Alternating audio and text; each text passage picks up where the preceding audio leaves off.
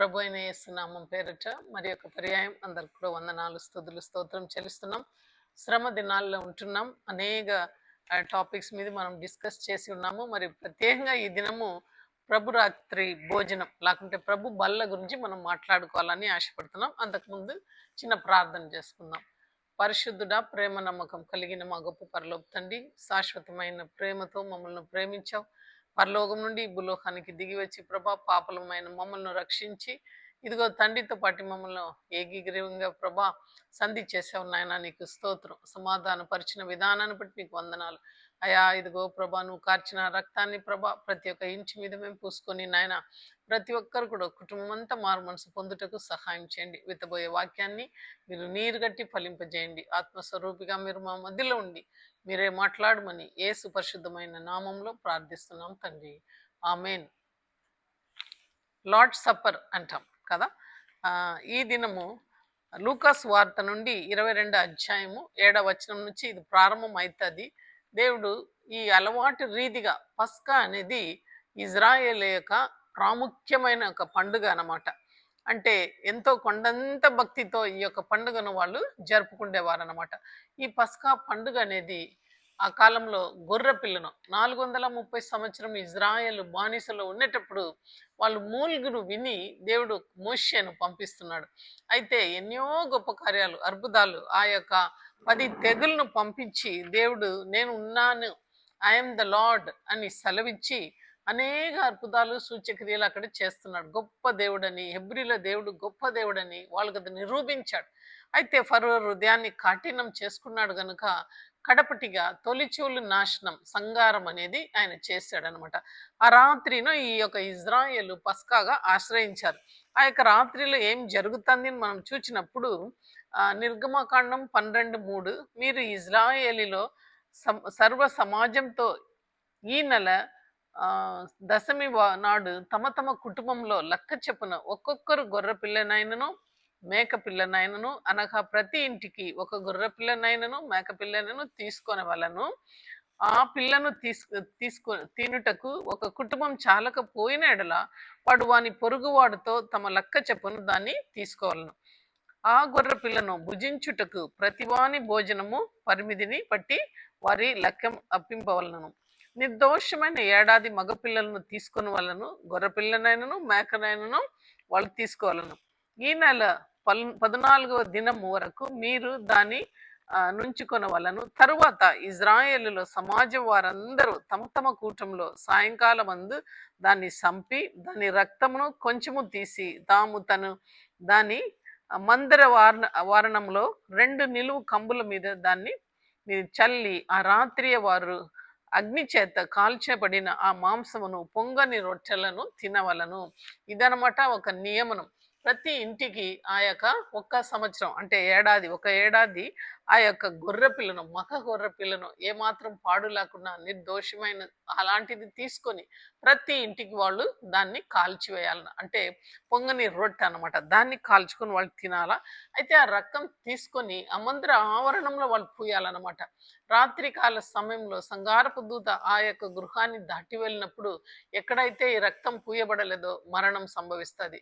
అయితే ఫరో ఇంటి మొదలుకొని తిరగల రాయి ఆ యొక్క స్త్రీ బానిసలు వాళ్ళు ఐగుప్తుల యొక్క కడ్డపట్టి కుటుంబాల వరకు ప్రతి ఒక్కరు కూడా నాశనం అయిపోయినారు. ప్రతి ఒక్కరు సంగారపు దూత తొలిచూళ్ళంతా కూడా నాశనం చేశాడు. అయితే ఇజ్రాయేల్ అందరింట్లో ఎవరు కూడా మరణించలేదనమాట. ఎంత గొప్ప రక్షణ దేవుడు చూపించాడు. ఇది ఒక సహాయ అనమాట. పాత నిబంధనలో ఒక సహాయగా మనకు చూపిస్తున్నాడు. రాబోయే యేసే యొక్క మరణము ఆ యొక్క గొర్రెపిల్ల రక్తం లాగా ఆ కల్వరి కొండలో ఎలాగ పూయబడుతుందని మనం చూస్తాం. పులియని రొట్టెల పండుగ మీరు ఆచరించవలను.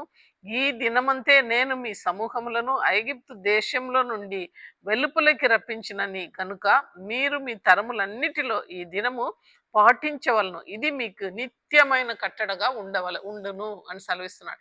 యెహోవా దేవుడు వాళ్ళకి ఏమంటున్నాడంటే ప్రతి ఏడాది మీరు దీన్ని జరపాలా, నిత్యమైన కట్టడగా దీన్ని మీకు ఉంటుంది, జ్ఞాపకం చేసుకోవాలా దేవుడిని పట్ల చేసే కార్యం అని సెలవిస్తాడు. కాబట్టి ఇక్కడ మనం ఏం చూస్తున్నామంటే లార్డ్ సప్పర్లో దేవుడు ఏమంటున్నాడంటే, పస్కా పశువును వధింపవలనని పులియని రొట్టెల దినము రాగా యేసు పేతురు యోహానును చూచి, మీరు వెళ్ళి అక్కడ ఆ మనము భుజించుటకై పస్కాను మన కొరకు సిద్ధపరచుడని వారిని పంపాను. అయితే పస్కాను యూదుడైన యేసయ్య కూడా పాటించాలని ఆ యొక్క శిష్యులను అక్కడ పంపినట్లు మనం చూస్తామన్నమాట. వారు మేము ఎక్కడ సిద్ధపరచ కోరుచున్నారని ఆయనను అడగగా, ఇదిగో మీరు పట్టణంలో ప్రవేశించినప్పుడు నీళ్ల కుండ మోసుకొని పోవచ్చున్న ఒకడు మీకు ఎదురుగా వచ్చును. అతడు ప్రవేశించి ఇంటిలోనికి అతని వెంట వెళ్ళి, నేను నా శిష్యులతో కూడా పస్కాను భుజించుటకు విడిది గది ఎక్కడ అని బోధకుడు నిన్ను అడుగుచున్నాడని ఇంటి యజమానితో చెప్పుడి అంటున్నాడు. చూడండి, ఆయన ఏమంటున్నాడంటే, ఒక మనుష్యుడు నీళ్ళ కుండ మోసుకొని వెళ్తున్నాడు, ఆయన దగ్గర మీరు వెళ్ళి అడగండి, మా యొక్క ప్రభు పస్కాను ఆచరించేటకు విడిది గది ఎక్కడ అని అడుగుమంటున్నాడు. వారు వెళ్ళి ఆయన మనతో చెప్పినట్టు కనుక్కొని పస్కాను సిద్ధపరిచి ఆ గడియ వచ్చినప్పుడు ఆయనతో కూడా అపోస్తులను బందిలో కూర్చుంది. యేసయ్య ఏదైతే చెప్పాడో ఆ రీతిగా వాళ్ళు వెళ్ళినప్పుడు అటువంటి మనిషి ఒకడు కనబడినాడు. అది అతడు సమార్తి గల ఒక గొప్ప మేడగది మీకు చూపించను, అక్కడ సిద్ధపరచుడి అన్నాడు. అట్లా ఆయన మనిషి ఆ మేడగదిను సిద్ధపరిచి వీళ్ళకి ఇచ్చాడనమాట. కాబట్టి వాళ్ళందరూ కూడా అక్కడ కూడి భోజనం చేస్తున్నారు. ఆ యొక్క ఇజ్రాయేలీలో ఒక అలవాటు ఉండింది యూదులలో. అయితే ప్రేమ విందు వాళ్ళు పస్కాకు ముందు చేసుకుంటారనమాట. అయితే దేవుడు కూడా తన యొక్క శిష్యులతో పాటు ఆ ప్రేమ విందు జరుపుకోవాలని ఎంతో ఆశపడినాడు. చూడండి, వాక్యం ఏమంటున్నది, అప్పుడు ఆయన, నేను శ్రమపడక మునుపు మీతో కూడా ఈ పస్కాను భుజింపవలనని మిక్కిలి ఆశపడితిని. అంటే ఈ యొక్క పస్కాను నేను మీతో కూడా పంచుకోవాలా, మీతో నేను భుజించాలని మిక్కిలి ఆశపడినానని సెలవిస్తున్నాడు. మరి యొక్క గాస్పల్లో మనం చూసినట్లయితే ఆయన ఈ లోకాన్ని విడిచిపెట్టే పోయే సమయం వచ్చినప్పుడు వాళ్ళని మరీ ఎక్కువగా ప్రేమించినాడు అని వాక్యం సెలవిస్తుంది. We have a God who love us అన్నమాట, హూ లవ్స్ అస్. కాబట్టి ఎంతో మనకు ఆదరణ ఈ దినములలో. నిన్ను ఎవరు ప్రేమించకపోయినా నిన్ను ప్రేమించి ఒక దేవుడు ఉంటున్నాడు. చూడండి, మిక్కిలి నేను ఆశపడుతుంది. ఎందుకంటే ఆ 12 మంది శిష్యులు ఆయనతో పాటు నడిచారు, అద్భుత కార్యాలను చూశారు, ఆయన రొమ్ములా అనుకొని పండుకున్నారు. అటువంటి వారిని విడిచిపెట్టుటకు ఆయనకు మనిషిగా ఒక బాధ కలిగింది అనమాట. అది దేవుని రాజ్యంలో నెరవేరు వరకు ఇక ఎన్నడను దాన్ని నేను భుజింపనని మీతో చెప్పుచున్నానని వారితో చెప్పాను. అంటే ఈ యొక్క పస్కా ఇక్కడ పరలోకమంతు నేను మరలా దేవుని రాజ్యంలోనే నేను దీన్ని మీతో పాటు జరుపుకుంటాను.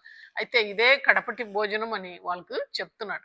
ఆయన గిన్నె ఎత్తుకొని కృతజ్ఞతాస్తుతులు చెల్లించి, మీరు దీనిని తీసుకొని మీలో పంచుడి, ఇక మీదట దేవుని రాజ్యము వచ్చి వరకు నేను ద్రాక్ష రసము తాగనని మీతో చెప్పుచున్నాను అనెను. పిమ్మట ఆయన ఒక రొట్టె ఎత్తుకొని కృతజ్ఞతాస్తుతులు చెల్లించి దాన్ని విరిచి వారికిచ్చి, ఇది మీ కొరకు ఇయ్యబడుచున్న నా శరీరం అని నన్ను జ్ఞాపకం చేసుకున్నటకు దీనిని చెయ్యుడి అని చెప్పాను. ఆ ప్రకారమే భోజనమైన తర్వాత ఆయన గిన్నె పట్టుకొని, ఈ గిన్నె నీ కొరకు చిందింపబడుచున్న నా రక్తము వలనైనా కొత్త నిబంధన అని సెలవిస్తున్నాడు అనమాట. కాబట్టి దేవుడు తను వెళ్ళిపోయే ఈ లోకాన్ని విడిచి వెళ్ళుచున్న గడియ వచ్చినది కనుక ఆయన వాళ్ళందరినీ కూడా దగ్గర చేర్చుకొని భోజనం చేసిన పిమ్మట ఆయన ఆ నిబంధనను రివీల్ చేస్తున్నాడు. ఈ రొట్టె నా శరీరము, అది నీ కొరకై విరవబడిన నా యొక్క శరీరం అంటున్నాడు. ఈ రొట్టె నా శరీరం అంటున్నాడు.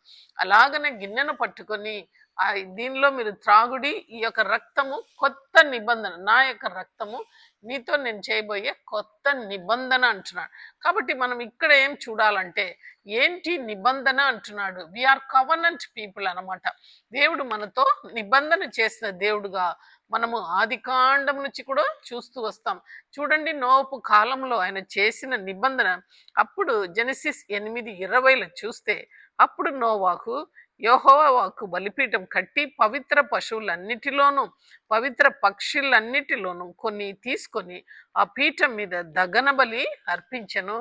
అప్పుడు యెహోవా ఇంపైన సువాసన రానిచ్చి ఇక మీదట మరుల సభించను, ఎందుకనగా నరుల హృదయము ఆలోచనలు వారి బాల్యం నుండి చెడ్డది అని ఆయన నిర్ణయం చేసుకుంటున్నాడు.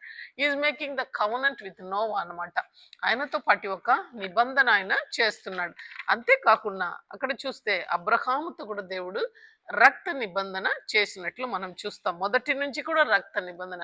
ఆయన నోవా ఏం చేశాడంటే మంచి పశువులను, పరిశుద్ధమైన జంతువులను, పరిశుద్ధమైన పక్షులను తీసి ఆయన ఆ యొక్క రక్తం చిందించినాడు బలిపీఠం మీద. ఎందుకంటే 150 దినములు ఆయన ఆ యొక్క ఓడలో ఉన్నాడు. అటు తర్వాత బయటికి వచ్చినాడు. ఎందుకంటే ప్రచండ వర్షము 40 దినములు రాత్రింపగలు కురిచింది కనుక ఆయన బయట రాలేకపోయాడు అనమాట. కాబట్టి దేవునికి కృతజ్ఞతాస్తుతులు ఆయన బలిపీఠములు చెల్లిస్తున్నాడు. And is making a covenant with him. అంటే ఇంద్ర దినుసును చూపించి ఇక ఎన్నడూ కూడా నేను నిన్ను నీళ్లతో శపించనని, నాశనం చేయనని ఆయన వాగ్దానం ఇస్తున్నాడు. ఇక్కడ అబ్రహాంను చూస్తే జెనిసిస్ 17:10 చూస్తే నాకును నీకును నీ తర్వాత నీ సందతికిని మధ్య మీరు గైకొనవలసినదని నా నిబంధన ఏదనగా మీలో ప్రతి మగవాడును సున్నది పొందవలనని సెలవిస్తున్నాడు. అబ్రహాముతో సున్నది పొందవలను, ప్రతి మగ పిల్లలను సున్నది పొందవలను. మనకు తెలుసు యేసయ్య కూడా చిన్న బిడ్డగా ఉండేటప్పుడు సిమియోను దేవాలయానికి తీసుకువెళ్ళి వాళ్ళు 2 పావరం ఇచ్చి సున్నది చేసుకొని వచ్చినట్లు మనం చూస్తాం అన్నమాట. అయితే ఇంకా మోషే కాలంలో ఎగ్జడస్ నిర్గమకాండం 24:8 ఏమంటున్నాడంటే అప్పుడు మోషే రక్తమును తీసుకొని ప్రజల మీద ప్రోక్షించి ఇదిగో ఈ యొక్క సంగతులన్నిటి విషయమై యెహోవా మీతో చేసిన నిబంధన రక్తం ఇదే అని చెప్పాను. అక్కడ మోషే కాలంలో కూడా ప్రత్యక్షపు గుడారంలో మనుషుల మీద దేవుడు ఆ యొక్క రక్తాన్ని చల్లి ఇదే యెహోవా యొక్క నిబంధనను తెలియపరిచినట్లు మనం చూస్తాం.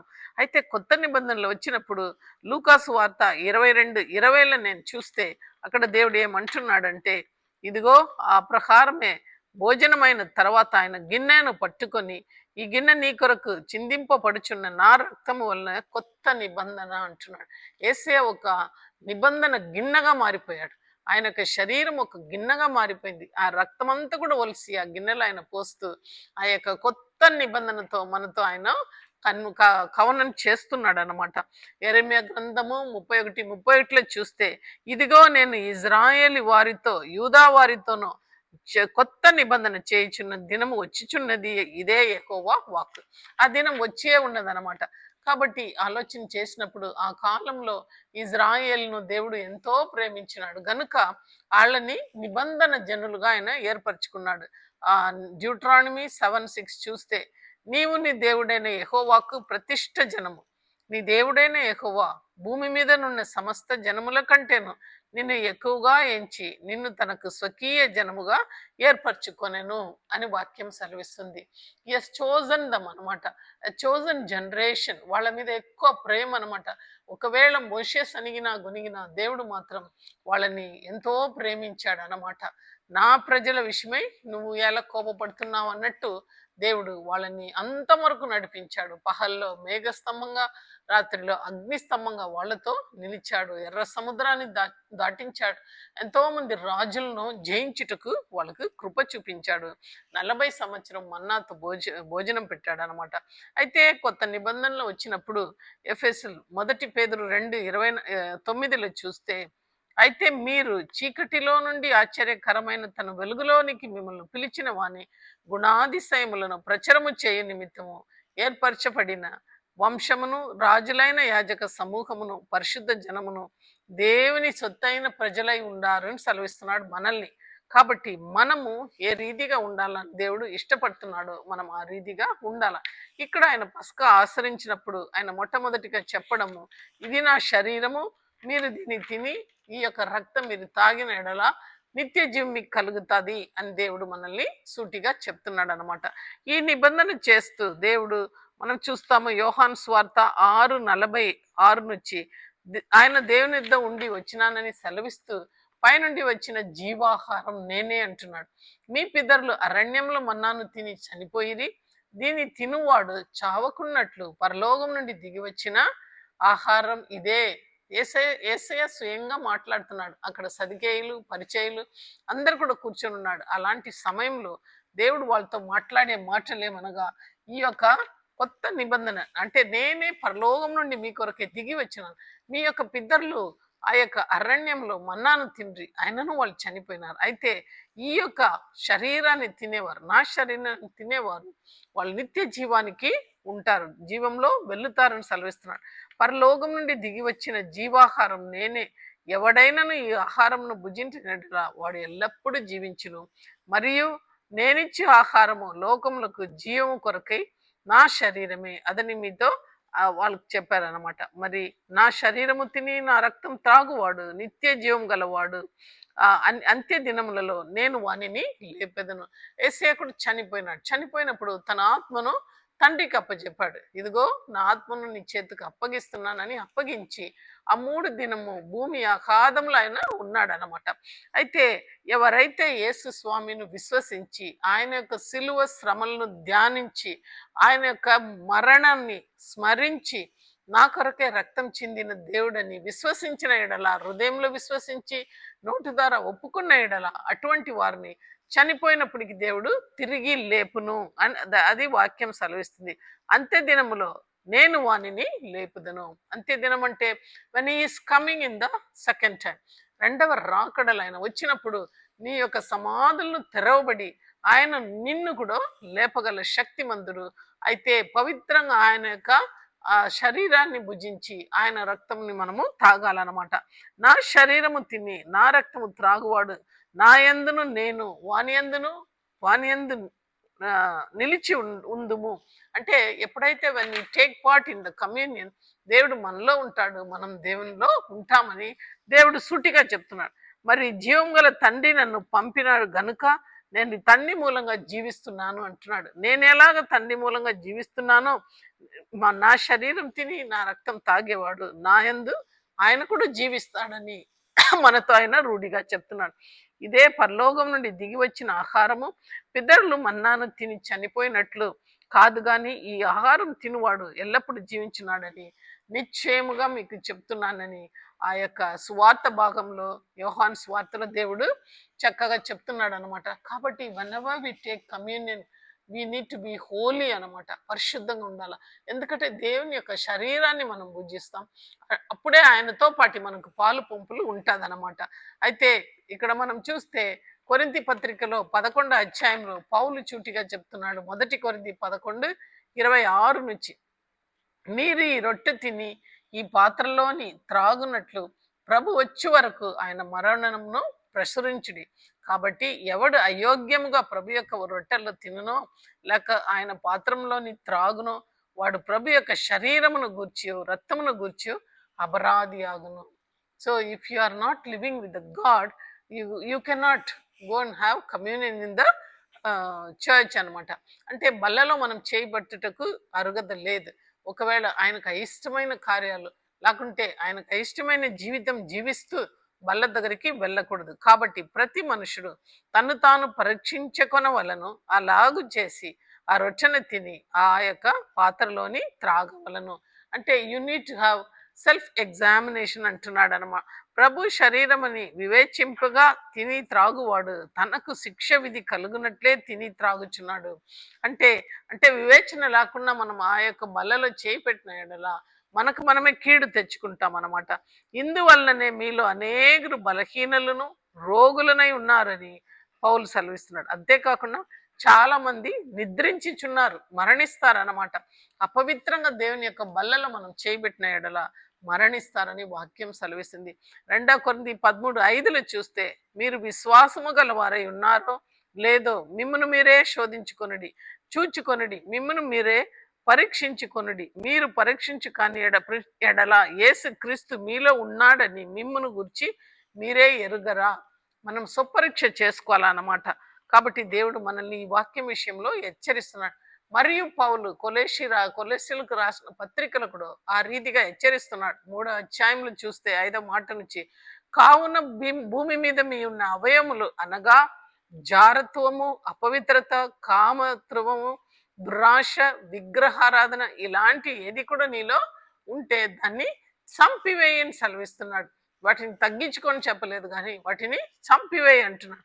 అంతేకాకుండా వాటి వలన దేవుని ఉగ్రత మన మీదికి వస్తుంది అనమాట. కాబట్టి మనము ఒకరితో ఒకడు అబద్ధం ఆడకుడి, ఎలయనగా మీ ప్రాచీన స్వభావమును మీరు దాని క్రియలతో కూడా మనం పాతి పెట్టాలా. అయితే నవీన స్వభావం మనం పొందుకొని ఈ యొక్క కమ్యూనియన్లో పాలు పంపులు తీసుకోవాలా. అంతేకాకుండా మనము కోపము, ఆగ్రహము, దుష్టత్వము, దూషణము, నోటిలో బూతు మాటలు ఇవన్నీ కూడా మనము విసర్జించాలని దేవుడు హెచ్చరిస్తున్నాడు. అందుకే సమయాలు ఏమంటున్నాడంటే బలులు ఇచ్చుట అంటేను దేవునికి మాటకు లోబడడం శ్రేష్టమని ఆ యొక్క మొదటి సమయాలు 15:22లో సమయాలు పలుకుతున్నాడు. కాబట్టి బల్లల దగ్గర వచ్చినప్పుడు దేవుడు మనల్ని గురించి ఎంతో విచారణ చేస్తున్నాడు. మలాకీల దేవుడు సెలవిస్తున్నాడు 1 అధ్యాయం 12లో, అయితే యెహోవా భోజనపు బల్ల అపవిత్రమనియు దాని మీద ఉంచి ఉన్న భోజనము నీచమని మీరు చెప్పు చెప్పుకుంటున్నారు, దూషించెదరు అని వాక్యము మలాకీలో రాసి ఉన్నారనమాట. కాబట్టి మనము ఎంతో పవిత్రంగా దాన్ని, ఆ రక్తాన్ని, ఆ యొక్క రొట్టెలు ద్రాక్ష రసాన్ని మనము రిసీవ్ చేసుకోవాలన్నమాట. అందుకే కొరింథీ పత్రికలో ఉండే వాళ్ళందరినీ కూడా ఆ యొక్క పౌలు, యేసయ్య కాలంలో పౌలు లేకపోయినా మరణించిన తర్వాత పౌలుగా మార్చిన దేవుడు ఆయన దర్శిస్తున్నాడు. అలాంటి సమయంలో పౌలు ఏం చేస్తున్నాడంటే వాళ్ళకు క్లుప్తంగా చెప్తున్నాడు, ఆ యొక్క బల్లను మీరు అపవిత్ర చేయొద్దు, దేవుని బల్లలోనో దయము బల్లలోనూ మీరు చేయి పెట్టొద్దు అంటున్నాడు. అంటే లోకానుసారంగా జీవిస్తూ ఆత్మానుసారంగా మనం జీవించలేం. రెండు పడవలు మనం వెళ్ళిన మనము పడిపోతాం. కాబట్టి దేవుడు మనల్ని హెచ్చరిస్తున్నాడు. మరి ముఖ్యంగా ఈ యొక్క శ్రమ కాలంలో ఉండేటప్పుడు మనము we need to think about the blood of Jesus Christ that has been shed for us. మన కోసం చిందింపబడిన ఆ గొర్రెపిల్ల రక్తం చూడండి. అలనాడు ఐగిప్తులో ఆ యొక్క గొర్రెపిల్ల రక్తం పూయబడిన ప్రతి ఇంటి మీద ఆ యొక్క సంహారపు దూత ఏమీ కూడా చేయకుండా దాటి వెళ్ళింది.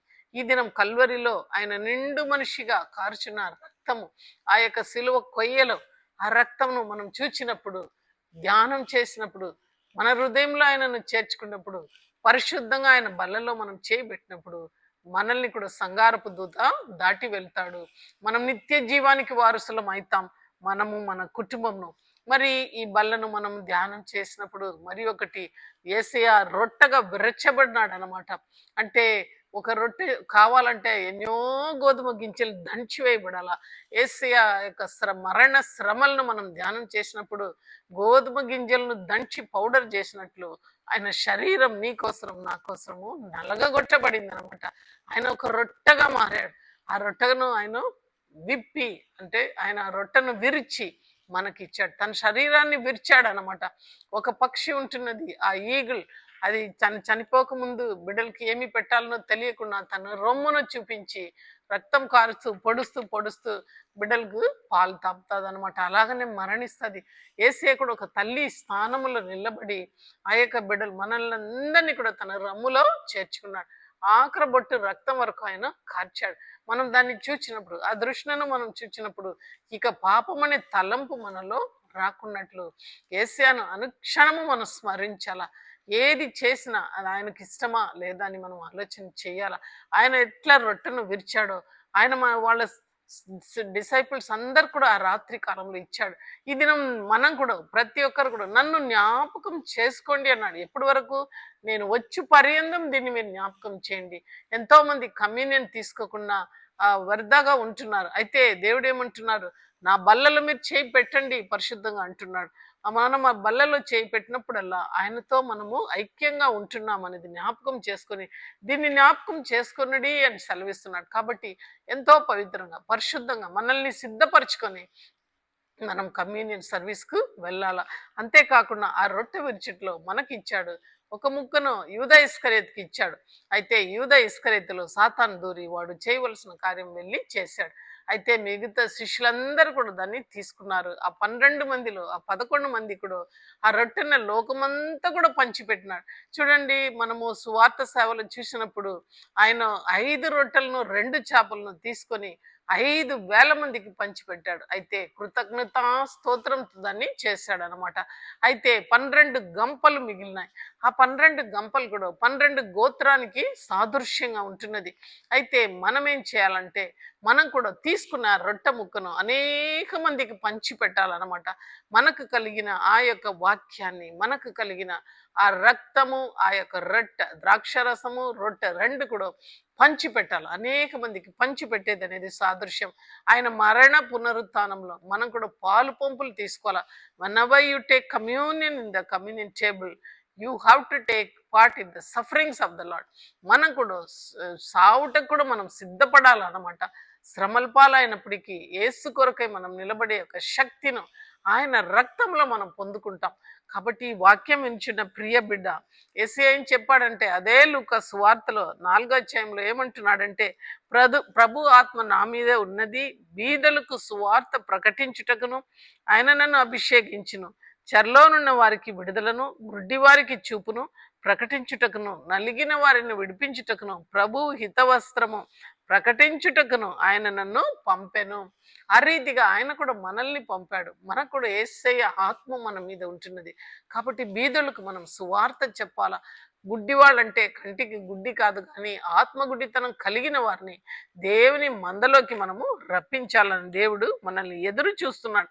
అంతేకాకుండా సాక్రిఫిషియల్ లవ్, దేవుడు ఎలాగైతే త్యాగపూర్వంగా తన జీవితాన్ని దారపోసాడో మనం కూడా ఏమీ కూడా మనకంటూ మిగిలించుకోకుండా సమస్తము దేవుని కొరకే మనం ఇచ్చే బిడ్డలుగా ఈ లోకంలో మనం జీవించాలని దేవుడు మనల్ని ఎదురు చూస్తున్నాడు. రేపటి దినం గురించి మీరు ఆలోచన చేయొద్దు, ఎందుకంటే అన్ని కూడా ఆయనకు సమకూరుస్తాడు. మొదట నా రాజ్యాన్ని నా నీతిని వెతకడి అంటున్నాడు. మనం కూడా అలాంటి సాక్రిఫిషియల్ లవ్లో దేవుని మనము వెంబడించాలి. చూడండి, ఆది అపోస్తలు 2వ అధ్యాయం 42 చూస్తే, మీరు అపోస్తల బోధేందును సగవాసమందును రొట్టె విరిచెట్లను ప్రార్థన ఎందును ఎడతగా ఉండిరి. చూడండి, రొట్టె ప్రతిరోజు కూడా వాళ్ళు రొట్టె విరించారు. ఇంటింటికి వెళ్ళి వాళ్ళు రొట్టె విరిచినట్లు వాక్యం సెలవిస్తుంది.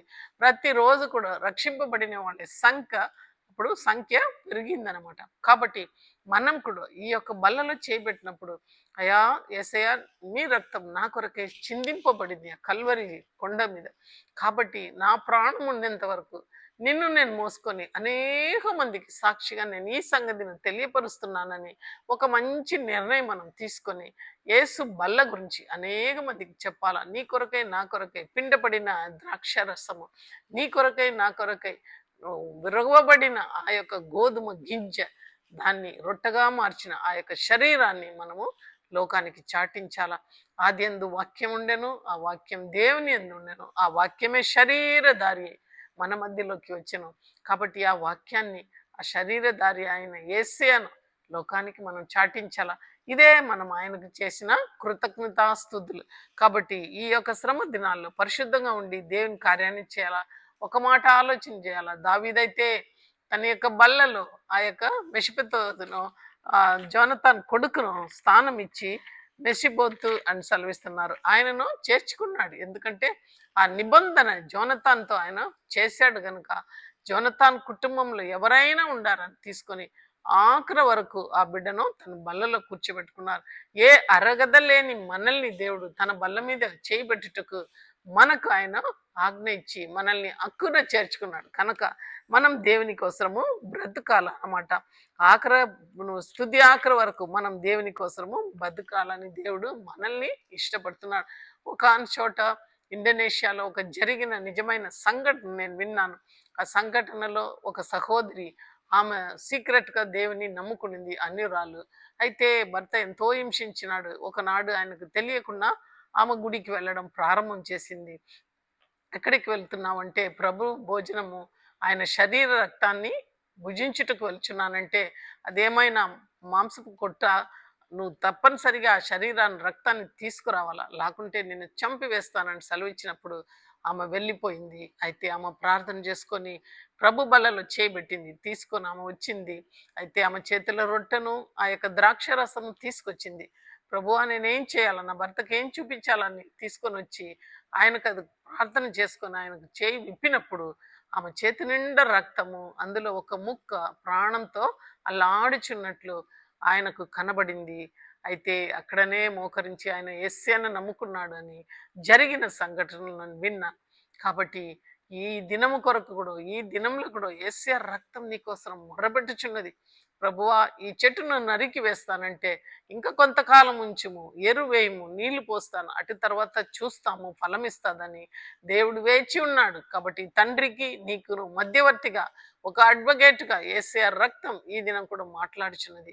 కాబట్టి ఆయన ఇచ్చే ఈ కృపాకాలంలో ఆయన కోసం మనం బ్రతుకుతామా, మన జీవితాన్ని మార్చుకొని మన కోసం సమస్తము దారిపోసిన యేసయ్య వైపు చూసి ముందుకు సాగుదామా, అనేక మందిని ఈ యొక్క రక్తం దగ్గర బల్ల దగ్గరికి తీసుకొని వస్తాం. అట్టి కృప దేవుడు మన దగ్గర చేయాలని మనము ప్రార్థిస్తాం. ఈ వాక్కును దేవుడు మన వినికిడిలో ఆశీర్వదించును గాక. ఆమేన్. ప్రార్థన చేస్తాం. అన్ని ఆశీర్వాదములకు కారణభూతుడైన మా గొప్ప పరలోక తండ్రి, యేసయ్యా నీ ఘనమైన నామముకు ప్రభా, ఈ మధ్యాహ్న కాల సమయంలో సిలువ వేయబడిన ఈ సమయంలో నీకు నిండు వందనాలు, స్తుతులు, స్తోత్రం చెల్లిస్తున్నాం. అయా నీ ప్రాణం విడిచినప్పుడు ఇదిగో లోకమంతా కూడా చీకటి క్రమ్మిందిని చూస్తున్నాం. అవునాయన, బండలు బద్దలైనాయి, సమాధులు తెరవబడినాయి, అనేక పరిశుద్ధులు బయటికి వచ్చారని వాక్యం సెలవిస్తుంది. అయితే ప్రభా, ఎంత గొప్ప పాపమైతే ఇదిగో నీ ప్రేమను కల్వరిలో ప్రభా నిండు ప్రాణాన్ని నిలువదీసింది. అవును ప్రభా, మా పాపమే నిన్ను సిలువకి ఎక్కింది ప్రభా. ఇప్పుడైనను ఈ యొక్క కార్యంలోనైనాను ప్రభా మారు మనసు పొంది వాక్యం వినుచు ఇదిగో నాయన ప్రతి ఒక్కరు మారు మనసు పొంది నీ సిలువ దగ్గర వచ్చుటకు సహాయం చేయండి ప్రభా. అయా నేడే రక్షణ దినం అన్నావు ప్రభా. కాబట్టి నాయనా తండ్రి, ప్రతి ఒక్క బిడ్డలను దర్శించండి. బలలో చేయబెట్టక ముందు పరిశుద్ధంగా పవిత్రంగా దాన్ని ఆశ్రయించుటకు సహాయం చేయండి. మీ కొరకై చింతింపబడిన నా రక్తము అయా తండ్రి, ఇదిగో నా శరీరము, దీన్ని తినుడి అన్నావు. నేను వచ్చి పర్యంతము దీన్ని మీరు జ్ఞాపకం చేసుకోమని మీరు సెలవిచ్చారు. కాబట్టి నీ రాకడ పర్యంతం ఈ యొక్క బల్లలో చేయబెట్టి పరిశుద్ధ జీవితంలో జీవిస్తూ పరిశుద్ధ ఆత్మ నడిపింపుకు మమ్మల్ని అప్పజెప్పుకొని ముందుకు సాగుటకు మాకు సహాయం దయచేయమని యేసు పరిశుద్ధమైన నామంలో ప్రార్థిస్తున్నాం తండ్రి. ఆమేన్.